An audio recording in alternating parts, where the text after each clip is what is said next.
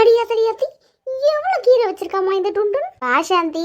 அக்கா ஏக்கா உங்க வீட்டுல தான் மரம் இல்லையே, எப்படி இவ்வளவு கீரை வந்திருக்கு? பானுதாம்மா எடுத்துட்டு வந்து கொடுத்தா. ஓ அப்படியா, நல்ல விஷயமாக்கா. நம்ம கூடயே தான் ஒரு கதை ஃபுல்லா பேசுறேன், ஆனா நமக்கு ஒரு கீரை கட்டை எடுத்துட்டு வந்து கொடுத்தாரா? டுண்டனுக்கு மட்டும் எடுத்துட்டு வந்து கொடுக்குறா. அவ்வளோ திமிரு. உங்க வீட்லயே எடுத்துட்டு போய் கொடுத்துருக்கேன் சாந்தி அக்கா. ஓ எங்க வீட்டுக்கு எடுத்துட்டு போய் கொடுத்துருக்கிய? சரி சரி பானு. சே பாவம், இந்த பைபிளை போய் தப்பா நினைச்சிட்டோமே.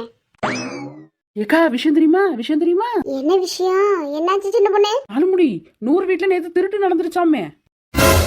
4 முடி எதுக்கு இப்படி சிரிச்சிட்டே கிடக்கா? இன்னும் என்னது சின்ன பொண்ணு சொல்றது? ஒரு அளவு போல நகை வச்சிருக்கணும், இஷ்டத்துக்கு நகை வாங்கி வச்சுக்கிட்டா அதுக்கப்புறம் காசும் சேர்த்து வச்சுக்கிறது, பிறகு திருடு நல்லா பார்த்து எல்லாத்தையும் திருடிட்டு போயிடுறான். பாவம் 100 அம்புட்டு நகையும் போச்சு, காசும் போச்சு. ஏன் சின்ன பொண்ணு, இந்த திருடர்களுக்கு கொஞ்சம் கூட மனசாட்சி இருக்காதா? அவன் கஷ்டப்பட்டு எப்பயோ சேர்த்து வச்ச நகையை பத்திரப்படுத்தி வைக்கிறது கூட முடியாம போகுது, வந்து திருடி போட்டு போயிடறானுங்க பாறேன்.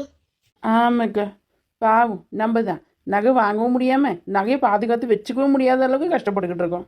ஆனா ஏன் வீட்டுக்குலாம் திருட வந்தானே வச்சுக்கேன், அவ்வளவுதான். பாவம் இந்த 4 முடிட்டு எனக்கே ஒரு 4000 ரூபாய் போட்டு போவான் என் பீரோல, தெரியுமா உனக்கு?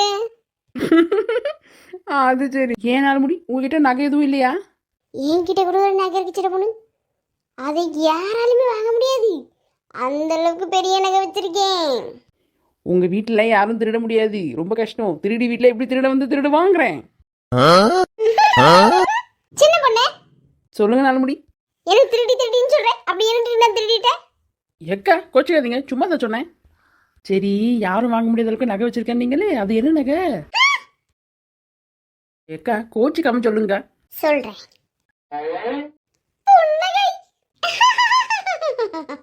ஆரி மூஞ்சி மாதிரி துப்பிடுவேன், ஓடி போயிடுங்க.